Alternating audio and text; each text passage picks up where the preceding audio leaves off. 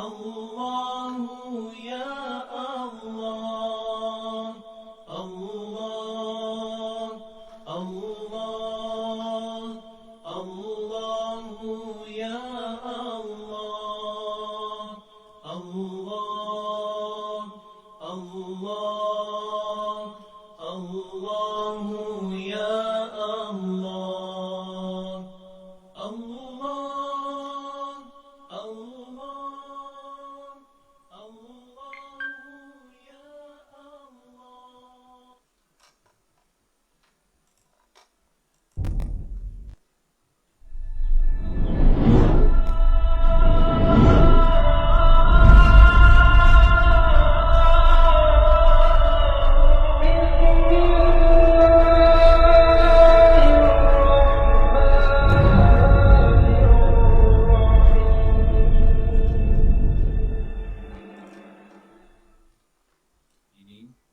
kawan di BBF Rutan Kerja Raya sebagai penganjur dan kawan di online.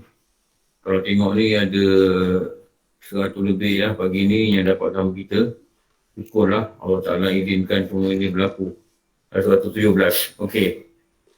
Pagi ni nak baca syarat sah wuduk. Okey. Sebelum tu boleh catat sikit ni benda ni. Boleh catat benda ni sikit.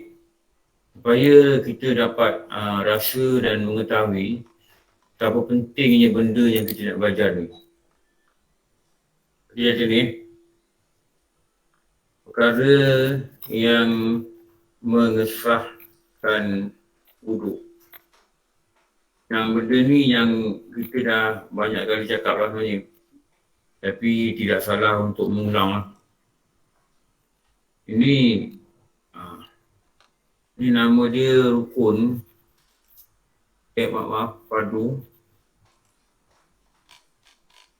Padu wuduk yang kita dah belajar 6 perkara.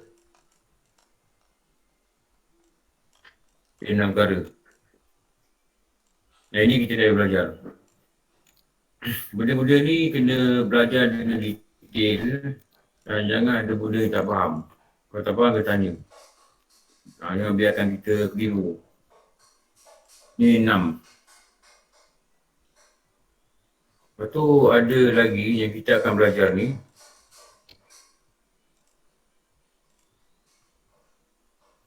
Ni nama dia syarat sah. Kata wuduk.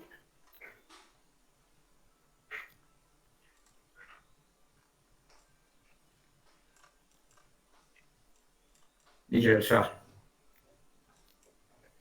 Ini pada asasnya ada 12 perkara. Lepas tu ada 3 nanti kita akan belajar tambahan. Untuk orang yang sentiasa berhadas.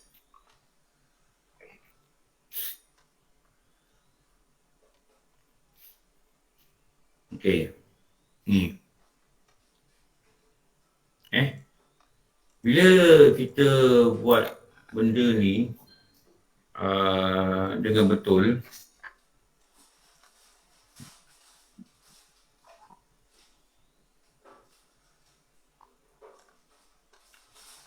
ni dua-dua ni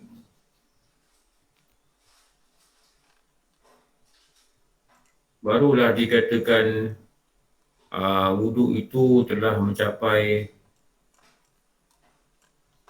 sah.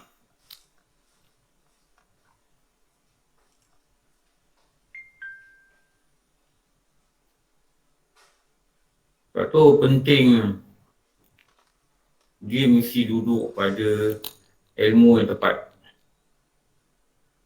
Baru dia sah.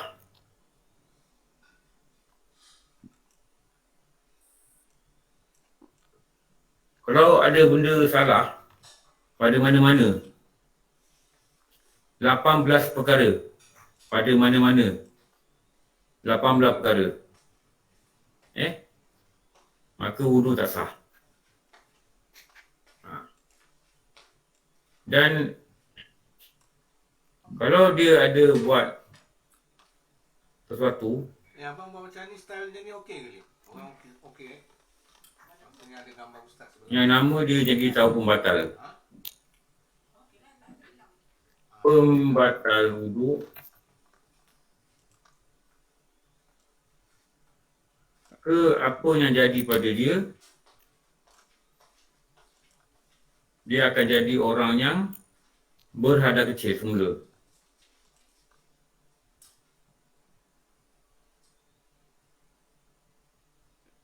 Berhadap kecil inilah jarang orang pakai petani. Inilah nama dia. Dia ada wuduk.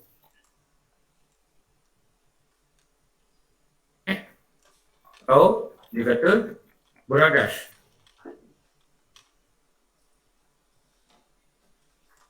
Jadi benda ni yang nak kena faham. Yang ramai orang tak faham. Lepas tu bila dia tak faham, mungkin dia tak ada rasa nak belajar betul.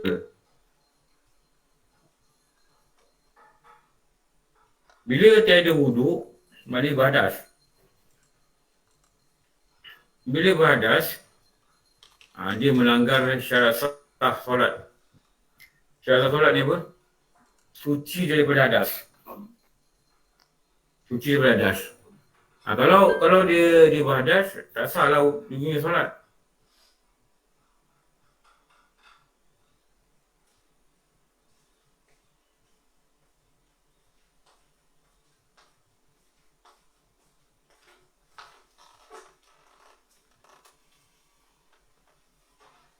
Thank you.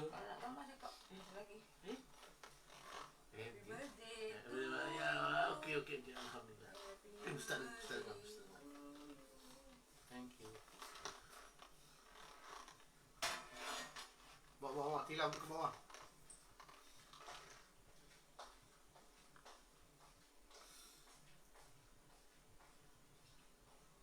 Apa sah?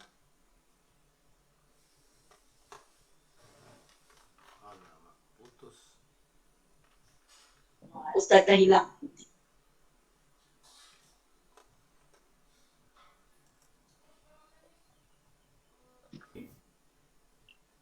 Fardu, syarat sah.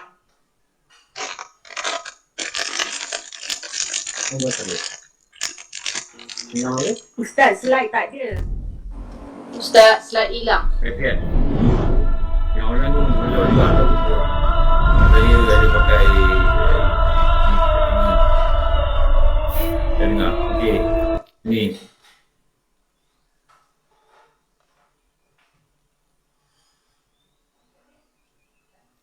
Maka pentinglah orang yang beramal itu mengetahui dia akan kaifiat. Yang banyak orang tak tahu. Saya kat dengar pengalaman kita mengajar ni.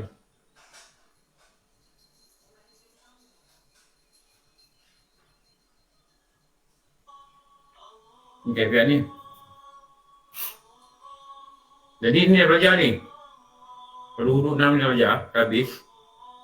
Sekarang ni belajar syarat sah. Jadi kita tengok kepentingan ni.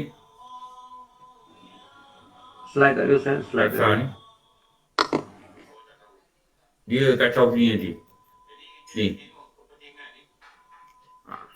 Ustaz, Betul slide belajar tak syarat ada sah. Ustaz. Tak belajar syarat sah nanti wuduk tak sah. Wuduk tak sah habis lah. Ustaz tak dengar. Dia cakap apa-apa. Ustaz nak terangkan tu. Ustaz tak. Admin kena maklum through phone kan. Okey. Ustaz tak dengar je.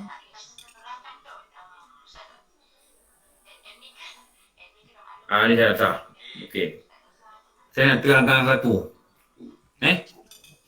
Saya tulis satu, saya akan terangkan dan saya akan transfer ni pada kita lain.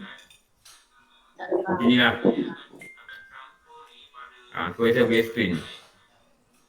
Slide tak Itulah. ada Ustaz. Sekejap saya dah cakap yang ada kat Sekarang sana. dia pertama ni. Ni. Buat macam nak buat nota. Pada nota sendiri boleh buat apa-apa lah. Jadi kita faham. Ini nama dia Islam. Tengok Ini nama dia iman. Nama dia iman. Dulu kita belajar dulu bila Ustaz kata syarat sah wuduk, syarat sah solat, syarat wajib solat. Dia tak akan cakap Islam saja.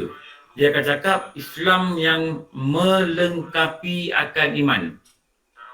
Dia akan ulang perkataan ni pada semua syarat. Jadi sebab saya belajar macam itu, jadi saya kongsi macam itulah. Dan dia terang lah. Cuma kita belajar ni tak adalah dia bagi nota. Kita kena pandai sendiri aja tip. Ni iman.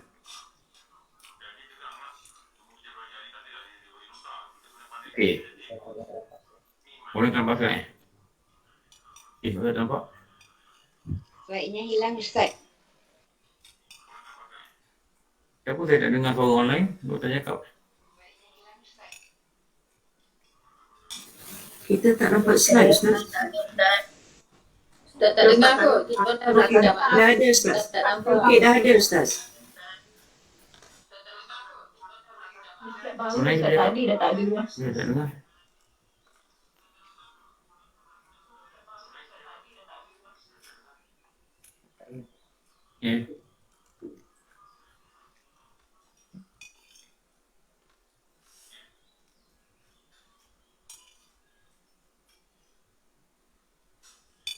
Jadi duduk berbual dengar. Dia start tak dengar.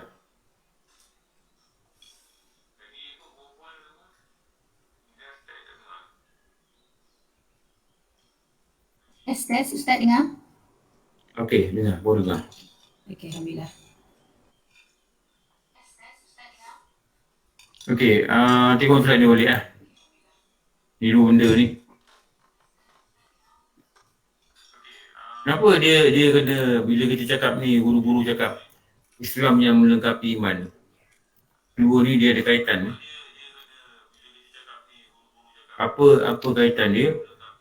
Yang dulu yang kita belajar dulu dikatakan sebab dia ada perkataan ni, dia saling mengesahkan.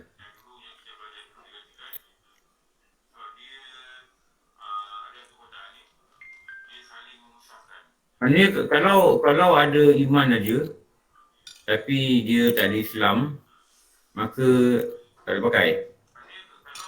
Orang yang Islam tapi dia tak ada iman, dia tak percaya, tak yakin dengan Allah ke, dengan Rasul ke, dengan malaikat ke, dengan kitab ke, dengan apa-apa daripada 6 rukun ni, maka Islam itu tidak boleh pakai. Maksudnya kalau Islam tu dia, dalam Islam ni ada arahan perintah, dia sembahyang ke, dia puasa ke, dia zakat ke, tak pakai. Sama juga macam dia beriman, dia percaya kepada Allah, tapi dia tak sembahyang, iman juga tak dia pakai. Lepas tu bila dalam kitab-kitab uraian, bila syarat sah wuduk itu pertama Islam, guru-guru akan cakap Islam yang melengkapi iman. Maksudnya dia saling melengkapi lah. Ni. Kalau kita buat satu bulatan lagi lah, sebagai tambahan knowledge, ini nama dia Ihsan.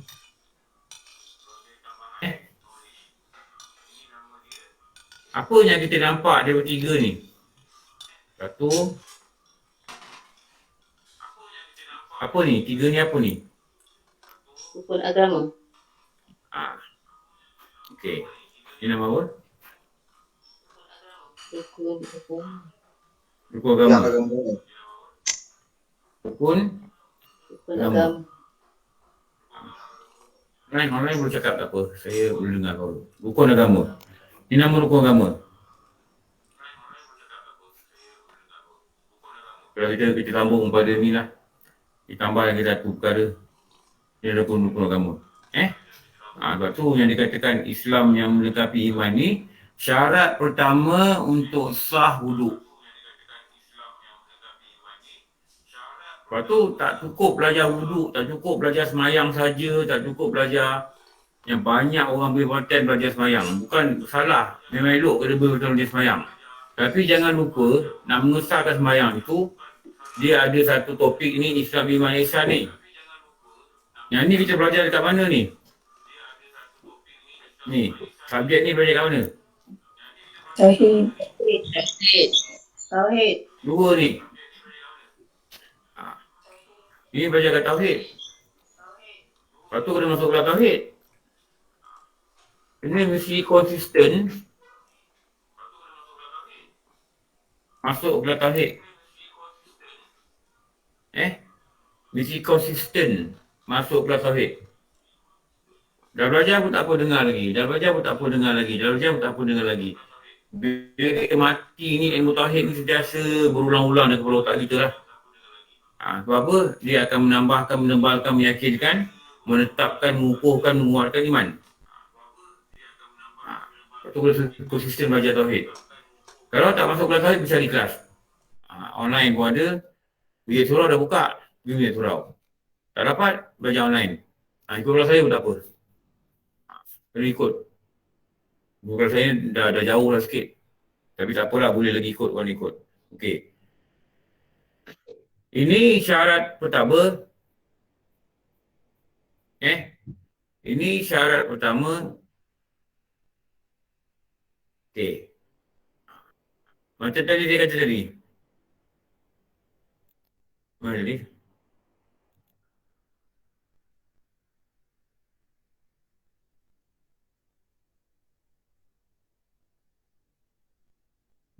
Ni. Apa beza ni? Apa beza dengan ni? Apa beza dia? Ni apa? Dalam wuduk. Dalam wuduk. Atau dia panggil satu perkataan je. Rukun. Rukun. Apa perkataan? Beza kalau kita semayang, rukun solat, syarat solat. Apa perkataan yang membezakan di dua ni? Apa? Ada dalam perbuatan. Juzuk. Nak kena tulis J baru nampak. Ini ilmu belum ada kat dada ni kalau gitu. Jadi kalau ilmu kat dada, dia boleh nampak. Kalau ilmu belum ada kat dada, dia tak nampak. Kadang dia cek nota tak jumpa. Dia juzuk. Juzuk ni apa? Sebahagian. Sebahagian. Ke dalam. Ni, yang syarat ni. Luar. Luar. Itu bukan juzuk. Itu bukan juzuk. Bukan juzuk pada Wuduk. dia bukan perbuatan wuduk tu sendiri. Ni. Tapi dua-dua ni, dia ada peranan yang sama lah. Dua-dua ni dia ada peranan yang sama. Apa peranan dia? Yang kita kata ni, dia dua-dua ni dia jadi apa? Mengesahkan. Ni ada perkataan yang penting ni. Ni.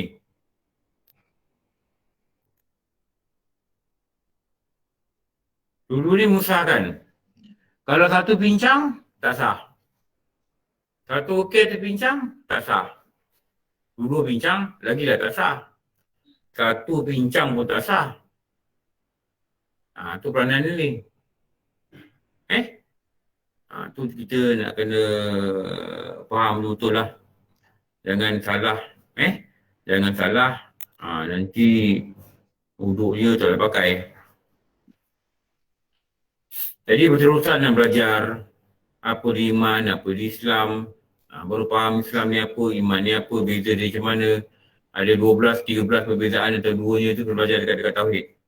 Okey. Nombor 2. Mumayyiz.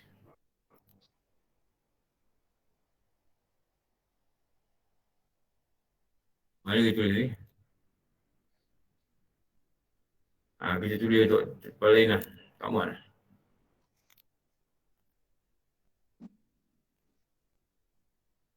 Nombor 2.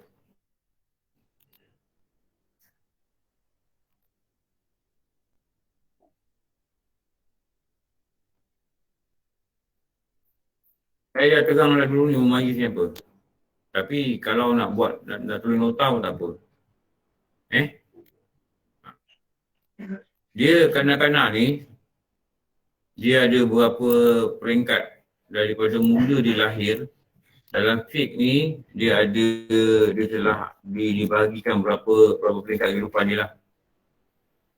Ni bila dia lahir, nanti dia akan melalui satu keadaan yang dalam fiqh panggil Mumayyiz. Mumayyiz.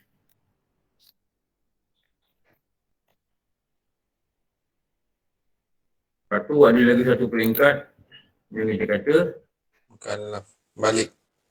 balik.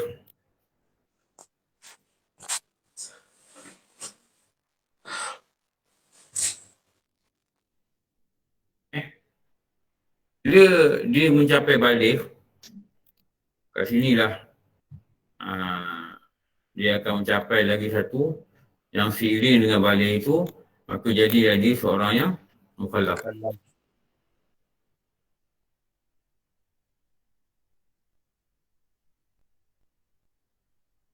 Ni. Jadi setiap satu ni dia ada tanda. Ni tanda dia. Ni ada 2 tanda dan ada kitab kali 3 tanda. Tak apa. Kita buat 3 tak apa. Ada tanda Mumayyiz.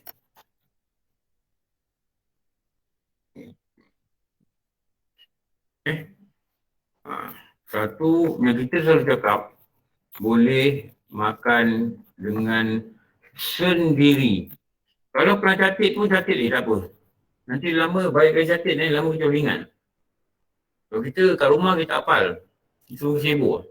Jadi time belajar ni lah time hafal. Time belajar ni lah time menulis. Time belajar ni lah time dobit ilmu ni, biar dia masuk ke dada kita. Buka dada tu, rasakan dada ni rendah. Rasakan hati ni rendah. Rasakan hati ni bodoh.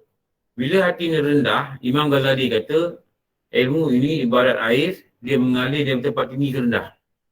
Jadi ilmu ni tinggi, mulia, dia akan mengalir pada hati yang rendah. Kalau kita ada rasa kita belajar, kita kata, aku pandai, ni memang tak dapat. Ilmu ni tak boleh masuk. Jadi nak kena rasa kita lemah. Kita bodoh, itu paling mudah masuk. 2, dikatakan boleh tandas. Tandas ni maksudnya adalah dia pandai istinja. Okey. Nombor 3, ada juga kita kata mengenal kiri dan kanan. Yang kiri kanan ni jarang kita cakap, tapi ada juga beberapa kitab disebut itu. Ni. 3.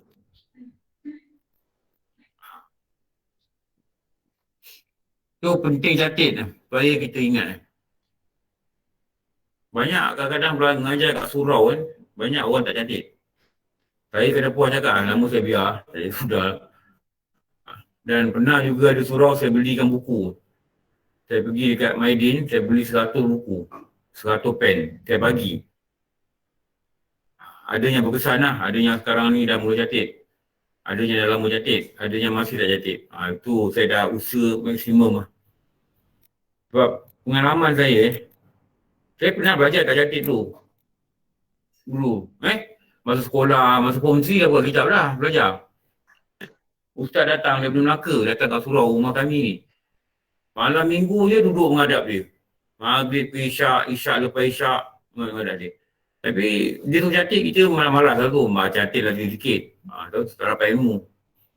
Tapi bila dah ada pengalaman, tanpa catit ni ilmu datang, saya rasa rugi. Lepas tu elok catit. Lepas tu saya kalau ngajar, saya memang buat nota. Sebab saya tahu, kalau saya tak buat nota, apa yang saya tengok, kalau pelajar ni dia tak reti apa dia catit.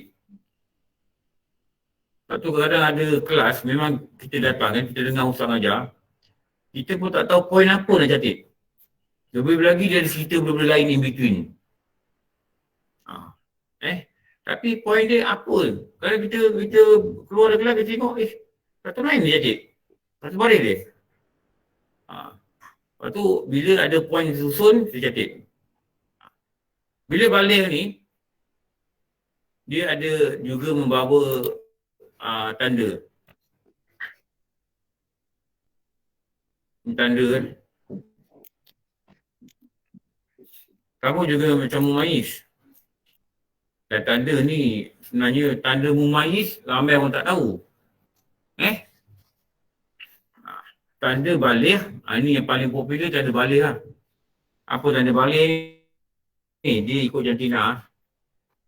Kalau lelaki dikatakan keluar mani. Ikut jantina. Kalau perempuan dikatakan datang haid. Oh, nak kena wajib belajar haid ni, lelaki dan perempuan wajib belajar haid. Saya dulu masa mengaji kan, guru cakap dalam fiqh ni ada dua benda yang susah. Dua-dua tu ujung perkataan dia dot. Dia tu kami teka apa? Dua-dua benda yang susah ni ujung dia dot. Satu apa? Hai. Ha? Hai. Haid. Satu haid. Haid. Ni yang susah ni kata. Alright. Dalam fiqh ada dua benda yang susah nak belajar. Satu haid, dua Faraid. apa nombor dua? Faraid. Satu haid, dua faraid. Dia kata ni memang susah. Belajar banyak kali haid ni pun banyak lagi masalah yang kita tak boleh jumpa kadang. Susah nak urai. Pertama masalahnya yang jarang berlaku lah pada orang perempuan. Tu nama dia dua benda yang susah dalam fiqh ni yang guru cakap dulu. Satu haid, satu faraid. Faraid dengan haid. Dulu dia payah. Lepas tu dia kena belajar. Ada orang rasa dia tak wajib belajar. Tapi kalau kita baca kitab Muhimmah, yang saya ngajar online kitab Muhimmah ni, dalam kitab tu dia kata, wajib bagi suami mengajarkan pada isteri dia akan bicara haid dan nifas. Kalau tak ngajar, kalau kita balik rumah, tanya bini kita pasal haid, dia tak boleh jawab, suami itu menanggung dosa selama bini ni tak tahu. Tak termasuk bab lain, pada doa lain. Dia balik tanya bini, apa makna syukur? Okey. Dia kata entah, okey, kau dengar, aku ajar. Suami kena ajar. Kalau suami tak ajar, dosa Itu baru bab sikit. Bab mandi, bab adas, bab apa, wuduk, bab solat, bab tayamum. Kita balik rumah, kita tanya bini kita, tahu tak bab tayamum? Cara tayamum? Tak tahu. Kita berusaha. Suami ini akan dihadapkan di depan raja, segala raja, dengar dan dibawa di kena raja, mizan, dan dia nampak betapa banyaknya amalan di dunia. Tapi tiba-tiba dia akan didatangkan oleh isteri dia, dan isteri dia kata, inilah lelaki yang buatkan kami jahil. Isteri tu berusaha. Kenapa? Dia tak belajar. Dia tak berusaha. Dan diambillah pala-pala dia hingga dia tak ada pala ke akhirat. Kenapa? Membiarkan isterinya jahil. Termasuk bahaik lah. Ada orang yang tak kisah, bini dia tahu ke tak tahu ke, kau pandai-pandai. Memang dia akan pandai-pandai belajar. Tapi ke akhirat nanti, dia akan curi kita punya semua pahala kita. Dan dia akan bagi semua dosa kita. Jangan main-main ni. Kat dunia boleh kata lah, kau nak keluar, kau kena aku get my permission. Aku tak bagi permission, kau tak boleh keluar. Tapi kalau aku nak keluar, aku tak get your permission. Betul? Dalam undang-undang begitu. Tapi dekat akhirat nanti ada satu undang-undang yang berat pada kita. Kau tak ajar aku agama, nanti kat akhirat nanti kau siap. Tu jaga-jaga kan. Dalam kitab cerita menakutkan kan. Kita tak kisah bini kita faham tidak ke, kita pun tak tahu dia faham tidak. Macam mana kita boleh faham tidak, kita pun tak faham. Tu kita dia belajar. Kalau suami jahil, isteri tak berdosa. Tapi kalau isteri jahil, suami berdosa. Tu je leceh tu. Lepas tu kena ambil perhatian. Okey. Ini nama dia Mumayyiz. Selalunya Mumayyiz ni kalau 6-7 tahun tu dah okey dah kot. Dia dah okey lah. Maknanya wuduk dia sah lah. Wuduk dia sah. Bila wuduk dia sah, sembahyang dia sah. Bila sembahyang dia sah, maka dia akan mula diberi pahala. Tapi kalau dia buat dosa, katakanlah dekat sekolah dia curi pensel kawan dia. Dia tak berdosa. Sebab dia belum balik. Tapi kalau dia buat pahala, pahala dia beri. Itu murahnya Allah tu. Pahala dia beri. Lepas tu kalau anak-anak ni 8 tahun dah mula sembahyang, bagi dia galakan dia. Bagi dia hadiah, puji. Puji dia, bagi dia hadiah, cakap dengan dia, bagus. Abang sembahyang, bagus. Puji dia banyak-banyak.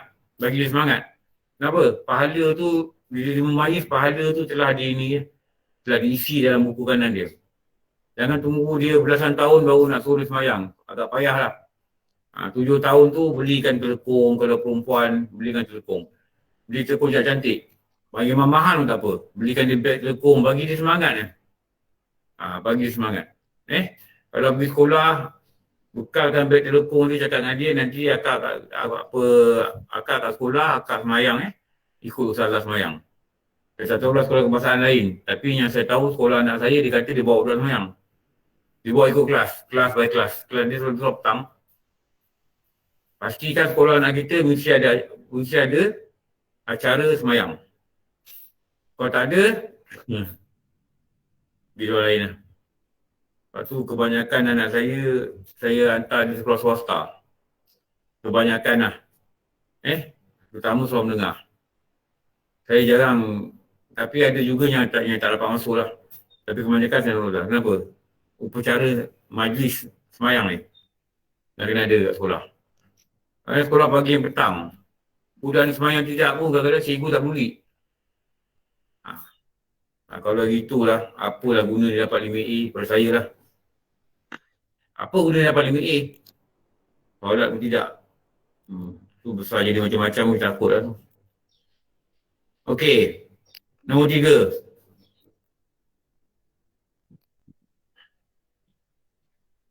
Pun kita kopi lah dekat tempat lain. Ini perkataan ni. Nombor 3.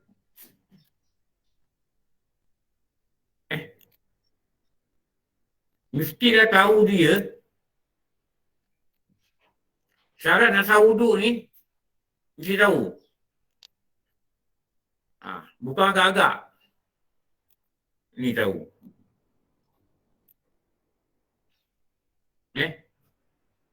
Tahu ni hasil daripada apa? Hasil belajar lah. Ni hasil daripada belajar. Ni hasil belajar yang tahu.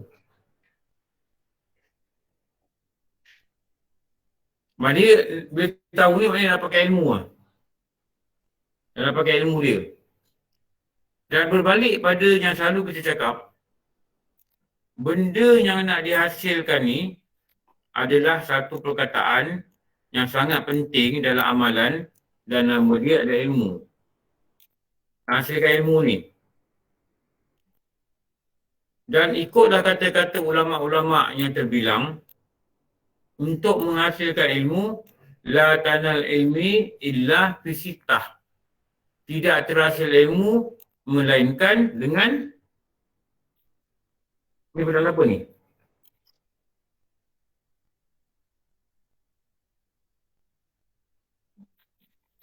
Kalau apa? Dengan 6 perkara. Apa cakap ni? Dia punya bunyi cakap, kalau lengkap begini.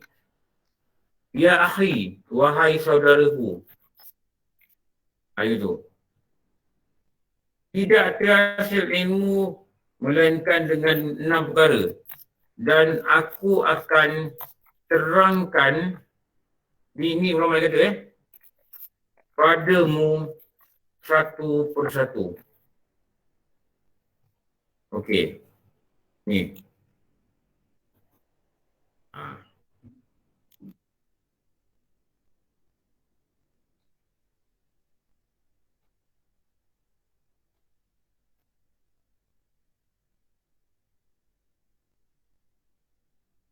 Ni pada apa ni? Berkata Imam Syafi'i.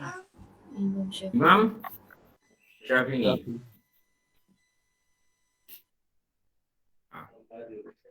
Ha?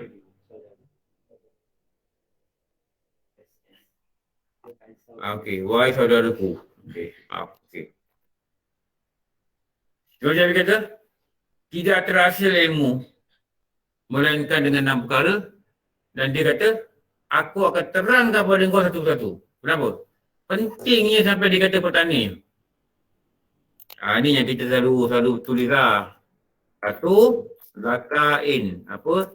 Otak kena cerdik, jangan buru sangat. Kalau buru sangat, tak boleh belajar. Dua, tamak dengan ilmu. Belajar banyak tempat. Belajar banyak kali. Tak boleh harap kelas 2 sekali ni tak dapat ilmu. Belajar lagi. Ambil rakaman. Dengar lagi. Rakam lain, catit lain, nota lain. Ada beg, ada buku.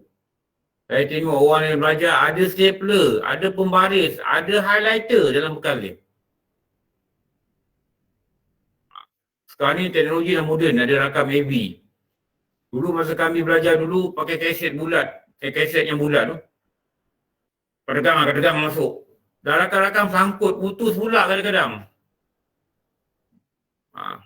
Pergi Maidin tu beli kaset banyak.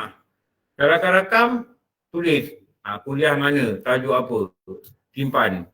Kadang simpan kat rumah, ada kawan pelajar datang pinjam, kawan belajar. Tak pulang, hilang. Oh, macam-macam. Dengar balik, faham. Tamak. Semua kaedah dia ambil. Jadi ilmu dapat. Kalau tak tamak, tak dapat lah. Ini syarat dia tamak. Ini Imam Syafi'i cakap ni, bukan saya cakap Tu nombor 3, nombor 2. Nombor 3, ada kesungguhan. Kalau masalah orang belajar agama saya cakaplah kat surau masjid ni, selalunya. Pertama kita tengok orang kuliah maghrib cerdik. Tapi tamak dengan ilmu tak ada, kesungguhan tak ada. Siapa yang cerdik? Cerdik lah yang datang ni kadang-kadang ada akademik yang tinggi. Dia ada kelulusan akademik yang tinggi. Tapi pada ilmu ni dia cuma santai-santai, duduk orang belakang, duduk jauh-jauh, duduk menyuruh. Kitab pun tak ada. Kadang-kadang surau mula kelas, surau bagi kitab, dia boleh buat ni. Tak perlu. Bukan tak perlu masuk dia hafal. Dia rasa tak perlu aku dia kitab ni. Buat apa? Kitab datang kat riba ni, dia kata tak perlu. Dia buat macam ni tangan dia. Saya perhati je lah dia depan. Pastilah. Ambil belajar, tanya soalan. Soalan ni dia tanya minggu depan dah belajar. Dan dia ada sebenarnya. Kenapa tak dapat? Pegang kitab guru pun tak nak. Kitab ni belajar berkat. Tengok berkat. Pegang berkat. Tahu? Boleh buat macam ni Saya tak boleh buat apa lah. Kalau saya ada pondok, budak-budak macam tu, saya piat liga dia. Kalau saya ada pondok saya piat liga dia, betul saya cakap. Tapi orang tua kat masjid nak piat liga. Besok pergi mahkamah. Besok pergi mahkamah. Lepas tu, belajar kat masjid ni is depend on your own initiative. Kalau you ada very good initiative, dapatlah. Tapi kalau tak ada inisiatif, apa peduli kau nak salin ke tak nak salin ke, kau nak faham ke tak faham ke, kau datang ke tak datang ke. Itu nama dia kesungguhan. Ramai yang gagal belajar agama ni tak ada kesungguhan. Nombor 4, dia mesti ada kalau kita tengok perkataan dia bukan kata ada guru tau. Dia kata ada hubungan yang baik dengan guru. Ini sebenarnya perkataan yang betul. Yang berapa-lama terjemahkan. Imam Syafi'i pernah cerita benda ni. Bukan hanya ada guru, tapi mesti ada hubungan baik dengan guru. Mesti ada hubungan baik dengan guru. Selalu je saya tengok, saya perhati kan. Macam sama je saya belajar lah. Kalau dengan guru ni memang ada hubungan. Selalu tanya khabar ke apa-apa ada hubungan lah. Kadang pergi belajar dekat rumah dia, dekat pondok dia. Tengok jadual dia, mana-mana belajar kat surau, ada masa pergi, kita pergi. Sampai dia kenal nama kita, dia kenal muka kita, dia tahu kita tinggal mana, sampai dekat tu lah. Ada hubungan yang baik. Baru ilmu ni boleh mudah nak lulus, mudah nak masuk nanti. Kalau guru pun tak kenal kita, dia agak payah lah. Bukan tak dapat, dia agak payah. Lepas tu kita tengok nasihat-nasihat daripada guru-guru masa PKP dulu.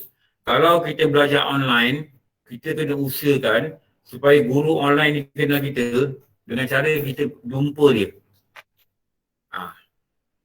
Saya ada juga belajar online dulu. Tapi bila boleh rentan negeri, saya cari guru-guru ni. Kadang saya pergi Sungai Petani, kadang saya pergi Ipoh, dia ada kat sana. Bukan tengok jadual saya pergi. Pergi Sungai Petani, dengar kuliah maghrib, dia bisa pergi balik. Lepas tu kenalkan diri lah. Dua kali buat itu dia kenal kita lah. Kenapa? Kita dah ada hubungan. Ada nombor telefon dia, dia ada nombor telefon kita, lebih kurang gitu lah. Macam orang ada hubungan, tak ada hubungan agak susah. Bukan tak boleh dapat, agak payah. Pulliver? Ada?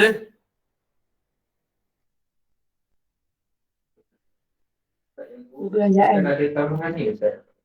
Yang guru mursyid. Memang kalau guru tu kalau nak terang lagi, kalau nak panjang lagi, mesti guru mursyid lah. Guru mursyid ni guru apa? Guru yang dia belajar ada sanad, dia mesti ada sanad. Dia mesti belajar dari guru dia, baru dia ngajar. Lepas tu kalau kitab yang saya tak belajar, walaupun kitab tu saya boleh ngajar, saya agak berat nak ngajar. Sebab saya tak belajar. Tapi rujukan boleh lah pakai, nak rujuk boleh lah. Jadi saya mesti belajar dengan orang, guru. Dan dia kata guru tu mesti belajar dengan guru dia. Itu nama sanad. Syarat guru mursyid ni, dia mesti ada sanad. Walaupun tak ambil cara rasmi lah. Ada beberapa sanad saya ambil cara rasmi. Baqarah, Amani, tu ambil dengan guru Ahmad Daudin. Tu ambil cara live. Memang ambil cara live. Belajar dengan dia atau kitab 2 hari.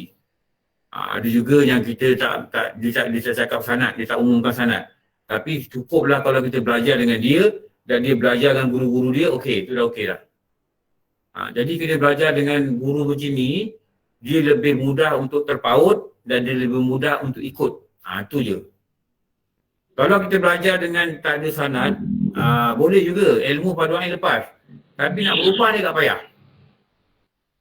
Nak tersentuh dia tak payah. Itu beza dia. Kalau guru yang bersanad ni, dia ada perkataan daripada hati. Yang dia ambil daripada hati guru dia. Jadi dia transfer within hati ke hati. Itu je.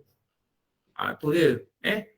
Dan dia boleh membimbing dan kita mesti serah diri kita untuk dibimbing. Itu syarat dia. Kalau dia nak bimbing, kita lebih kurang kita pertama perhatian tak dapat. Itu namanya guru mursyid. Mursyid ni maknanya macam pemimpin lah. Guru yang memimpin diri pelajar. Dulu saya pergi umrah dulu, sampai kat Taif, kita ada buat lawatan ke Taif. Saya duduk dengan Ustaz Mutawif ni sebelah. Bila orang Arab ni daripada kilang, kita lawat kilang ros, bunga ros ni. Diorang bawa minyak wangi kan. Sampai dekat simpan jalan tu, orang naik. Dia tengok Ustaz yang sebelah saya ni. Enta mursyid, dia kata. Itu perkataan tu. Enta mursyid, naam, dia kata. Maknanya betul lah saya mursyid dia apa. Saya yang pimpin dia orang ni. Tu enta mursyid, dia kata. Lepas tu Ustaz ni cakap lah Arab juga patah. Kita ni taklah pandai, bolehlah pandai-pandai patah. Dia cakap Melayu. Malaysia bagus. Ini semua nak jack, nak beli barang. Tak apalah. Dia dengan cara dia berniaga kan. Kita kata salah, biar dia. Ada belanja. Ini kena belanja kalau beli kitab. Jangan tunggu suruh sponsor. Kalau kita ada RM5 je. Minta suruh sponsor. Apa dah turun sangat. Beli. beli sendiri kitab. Jangan pakai kitab surau. Kitab surau kan kita conteng kita pun segan. Betul lah. Ini bukan kita punya. Boleh lah saya conteng, saya tanda tak salah. Tapi kalau kita sendiri lagi senang. Nombor 6, tolong zaman masa yang lama. Okay. Ini yang dicerita oleh Imam Syafi'i ya. Jadi kita ambil perhatian benda ni. Kalau kita tak dapat buat, maka dikatakan tidak terhasil ilmu. Jadi tadi balik tadi syarat sah wuduk ni, dia mesti kita tahu ni. Apa ni? Kaifiat ni. Kaifiat ni kalau kita kata, bahasa yang paling mudah, kita kata kaedah.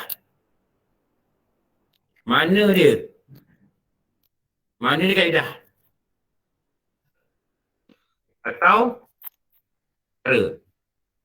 Cara-cara. Cara apa? Mestilah wuduk. Sebab ni buat wuduk. Kalau solat, buat solat lah. Ni wuduk. Cara-cara atau kaifiat wuduk. Yang saya dah tunjuk tadi, kaifiat ni mana tadi? 3 lah.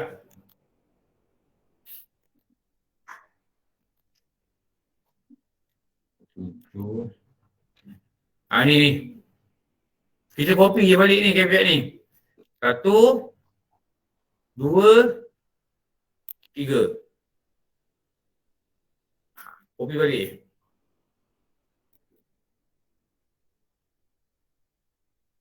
Masuk sini.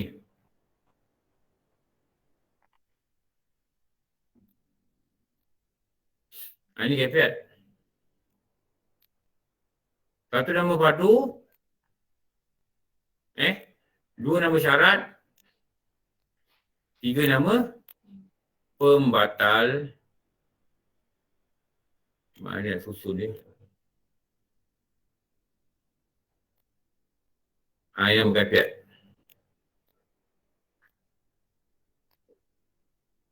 Jadi kalau tak belajar kaifiat ni, mana tak tahu. Kalau tak tahu, kalau apa yang guru cakap dulu, tak salah wuduk kau. Tu dia kata itu je. Ni. Lepas tu jangan rasa buang masa belajar ni. Jangan rasa buang masa. Sebab kita kalau amalan ni tak sah, tak ada mana. Ingat apa yang saya cakap minggu lepas. Apa kata Imam Sayyidina Ali. Dia kata apa? Engkau hilang sesuatu di dunia amat payah bagi engkau.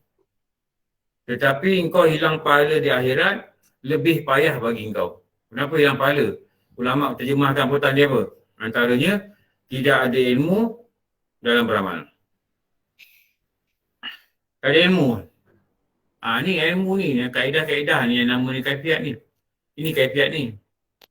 Yang kebanyakan orang surau masjid pun kadang-kadang ada juga yang jadi macam ni. Apa masalah dia? Dia tak belajar.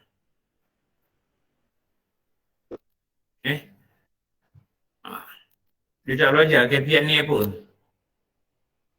Dia buat hati datang jemaah dah dapat pahala jemaah. Ini dikatakan tertipu dan beramal ni jaga-jaga. Kita kena tanya diri kita, pada wuduk faham tak? Apa yang kena faham dah pada wuduk, kena faham. Had-had wuduk, ada hak wajib, ada hak sunat. Ada hak sempurna wajib, kena faham. Gagal? Gagal lah. Syarat sah faham tak? Ini tengah belajar.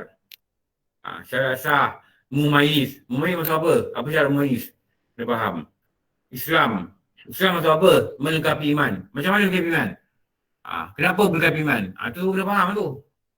Dan dikatakan pembatal wudu. Okey. Jadi kaifiat ni pada rumusan dia, pada wudu, dia ada berapa perkara? 3. Jumlah perkara. 24. 24. Pada jumlah 24 perkara. Ambil macam mana? Ambil ni 6, 12, 6. Pada asas lah. Walaupun ada kitab dia pecah-pecah lagi kan. Tapi ini pada asal dia ni lah. Tahu? Tak tahu? Tak sah. Itu penting belajar tu. Okey. Nombor 4. Lagi satu. Perkataan tahu.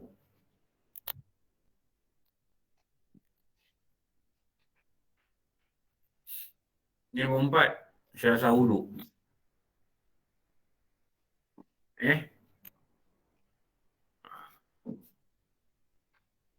Kalau nak lagi bagus kan, tulis tajuk tu tau. Nanti kita print sana print sini, kita kata apa benda ni nombor 4, nombor 3 ni pun. Tulis tajuk dia kat atas lah. Saya cadangkan gini lah. Tulis tajuk dia kat atas. Kena rajin lah sikit. Ini pun tajuk dia kat atas. Nanti tak baca. Apa benda rumah ni? Untuk apa ni? Ni. Apa lagi tadi kita kata? Islam. Itu tajuk kat atas. Itulah saya belajar. Islam, syarat sah wuduk nombor 1. Tu begitu belajar. Lepas tu ada pula. Ini pun sama. Nombor 3. Atau atas. Nombor 4. Gitulah. Jadi tahulah pangkal dia apa ni. Sebab akan datang. Bila susun balik nota, tengok-tengok apa ni. Ni apa ni yang malas ni. Lepas tu buat susah sikit tak apa. Sama jugalah benda ni.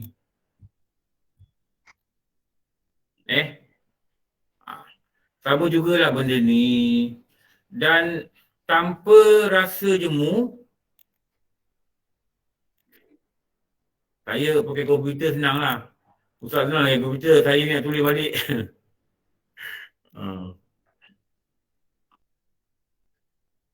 Allahu Akbar. Tanpa rasa jemu, kita kenapa?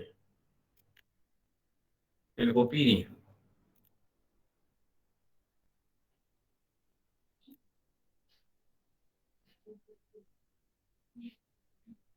Start tekan Ctrl C je. Betul sih. Ctrl C, lepas tu pergi sebelah Ctrl V. Dia orang tua dia tak pandai berani pakai korupsi lah. Okey. Ni. Sama juga macam tadi. Tadi dia kata hendaklah kau tahu kaifiat. Sekarang kau nak tahu, satu tahu. Nak hasilkan tahu ni, ini kan. Nak hasilkan tahu ni kena ikutlah jalan tahu. Tak ikut jalan dia tak hasil lah. Ini expert cakap ni. Siapa expert? Tu yang macam ni. 9 tahun apa Quran? 9 tahun Saya 9 tahun dah jadi 3. Merayap lagi kat joket. Merayap lagi kat joket dia duduk orang baru. Tu lupa 9 tahun. Hujan aja seronok. Pergi berlari kat padang Keraton Sulaiman main bola. Balik takut. Berlari kat luar rumah. Balik menyuruh je masa berlari kat luar rumah. Takut kena pukul mak. Mak ni tak adalah pukul. Tapi dia marah lah. Main hujan. Memanglah mak kita memang kita marah. Main marah dia tak balik. Bapak pergi cari. Bapak cari siap. Bekerja lah kat padang. 9 tahun. Macam ni 9 tahun dah hafal Quran lah. Ini expert. 16 tahun, 18 tahun dia jadi mufti. Anak kita 18 tahun apa? Masih sibuk dengan WhatsApp lah. Tak boleh cakap apa. Kita lah. Anak orang lain dia tak tahulah.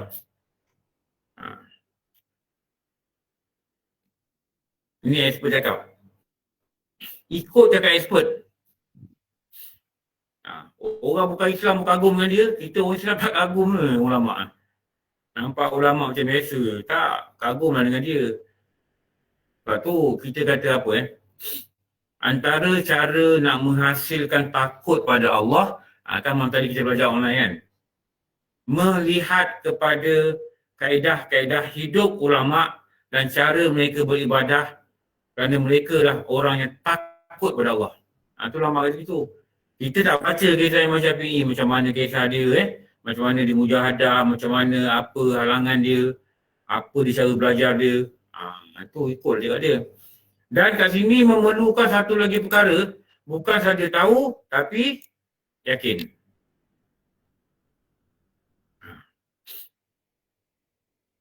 Yakin. Apa maksud yakin ini? Nak faham tak yakin? Yakin dengan jazam. Tidak dikelahi dengan syak, zan, faham. Bukan dia. Nak kata aku membela. Tak.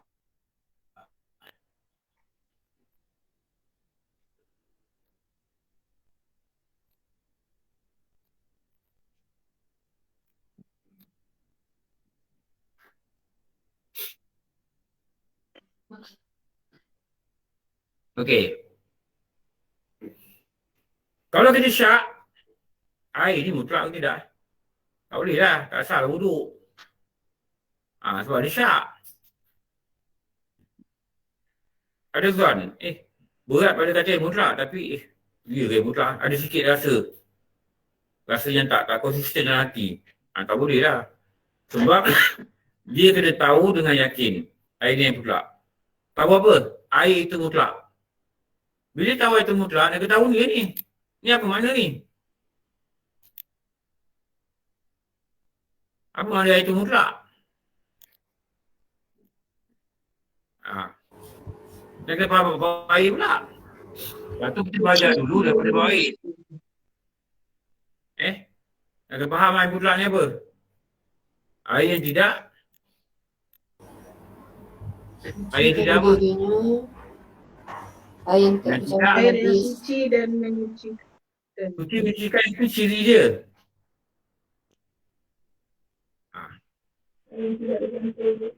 Air tidak apa?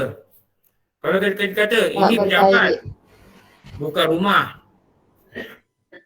Ini rumah, bukan pejabat. Ini mutlak, bukan? Okey. Apa ni lawan? Berkait. Mukayat. Tidak mukayyad. Orang lain dah banyak jawab ni. Saya tanya orang offline. Air tidak berkait. Dia berlawan. Mutlak ni lawan dia berkait. Mutlak ni lawan dia berkait. Berkait dengan apa? Berkait dengan apa-apa? Berkait dengan telah digunakan, berkait dengan apa? Tu nama dia air second hand. Dulu saya kata air second hand. Berkait dengan kopi, benda suci. Berkait dengan benda najis, jadi mutanajis. Kalau berkait dengan benda suci, jadi mutaghayyir, nama dia kan. Tu dah kena belajar baik lah, yang kita dah belajar dulu. Ni yang mutlak. Lepas tu, dua benda nak tahu pula. Dalam kitab kata apa contoh dia? Ni kita semua dah hafal ni. Ada berapa contoh? Air mutlak. 7. 7. Bagaimana kita bagi air mutlak ni? Langit dan bumi. Di langit. Langit dan bumi. Tempat di bumi. Di empat. 7 air mutlak yang selalu kitab cakap selalu 7 lah. Dia bagi 2. Jadi kita bagi tahu. 3. 3 dari langit. 3 dari langit. Boleh sebut lah. Empat. Embun, salji, hujan. Lepas tu ada lagi satu.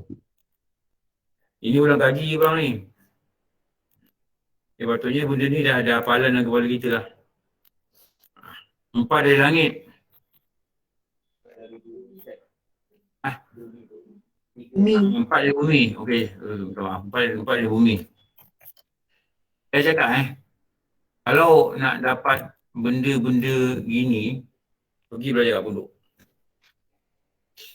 Pergi cari guru pondok belajar.